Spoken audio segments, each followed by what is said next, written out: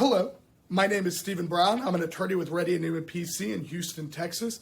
And today I wanted to discuss the termination of foreign workers and what employers have to consider and do when they are terminating foreign workers. When it comes to non-immigrant employees that are on H-1B, H-1B1, TN, L-1, E-1, E-2, E-3 status, there's certain things that the Immigration Nationality Act, various regulations by USCIS, Department of Labor, or the Department of State require. When you are terminating these employees, an employer should follow them in order to properly terminate foreign workers. So let's start with H-1B, H-1B1, and E-3 non-immigrant workers. So these three visa categories come under the Department of Labor regulations because they all require a labor condition application. And so Department of Labor has certain things, three things that you as an employer have to do in order to have what's called a bona fide termination. Now, if you don't follow all three and there isn't a proper bona fide termination, then you can still be liable for wages, even though you've terminated the employee. You could be liable for the wages under the LCA until all three steps are completed. So those three steps, they're pretty simple. You have to expressly terminate the employee in writing to the employee. Now that could be an email, it could be a letter, whatever it is that's your normal practice, but it has to be in writing. Number two, you have to provide written notice to USCIS that you've terminated the employee. Now, if they did the E3 at the consulate, you would probably notify the consulate, but notify the government, whether it's USCIS or the consulate.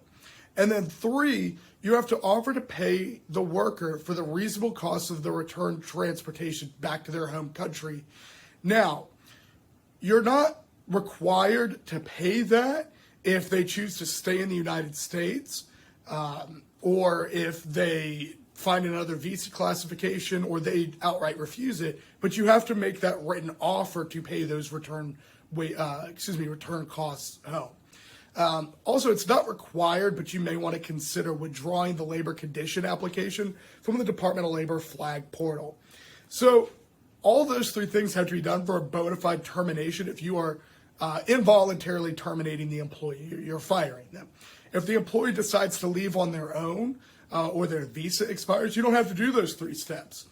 But if you do have to terminate them, be sure to follow the three steps. Provide written notice to the employee, provide written notice to USCIS, and offer to pay for the return flight home if you are making a termination of an H-1B, H-1B1, or an E-3 employee.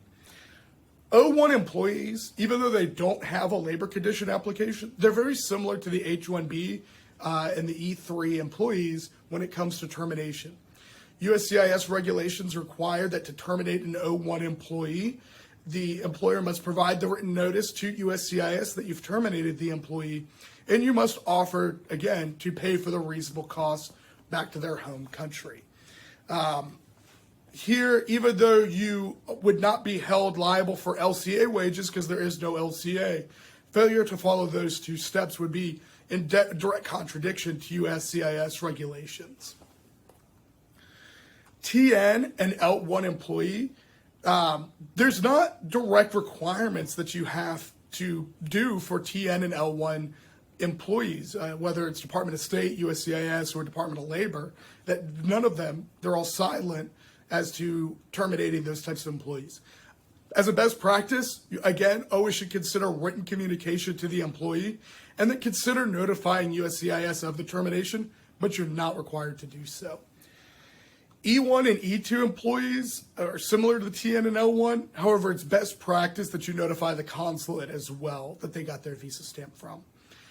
When it comes to terminating employees, I know employers are often concerned. How is this going to impact my employee?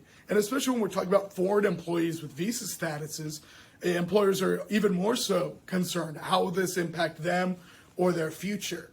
The one thing to consider is that there is a 60-day grace period for E1, E2, E3, H-1B, H-1B1, L1, O1, and TN work visas that they have as long as their I-94 is valid.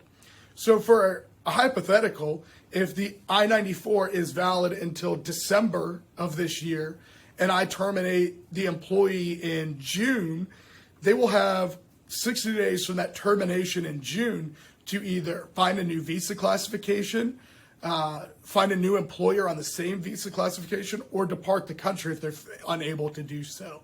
USCIS has in their discretion to give that grace period, but it's very rare unless there's not a true termination that they don't grant it. So do know that there is some protection for your employees should you need to terminate them. Obviously, terminations of an employee can always be a stressful thing, and obviously state laws can have different requirements that you have to do. But from an immigration context, follow these guidelines here or speak to an immigration attorney if you have a more detailed situation about what you need to do when you're terminating a non-immigrant foreign worker. Thank you.